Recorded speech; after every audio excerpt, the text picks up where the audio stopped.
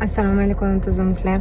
Bugun ertalabdan zo'r videolar qo'yaman, zo'r do'postlarni qo'yib beraman sizlarga, zo'r rezultatlarimiz bor. Tipo maqtanib, ishtahalarni qitiqlayman. Keyin men sizlarga ozdiradigan yangi apparatimiz keldi. Uni reklama qilaman, uni skidkaga qo'yamiz demoqchida. Vaqtim bo'lmadi qizlar. Shanba kuni polniy egzosoma bo'yicha reklama qo'yganmiz. U skidka narxida u yoq deb rezultatlarni, xususiyatlarini gapirib berdim. Bugun faqat egzosoma bilan shug'ullandik.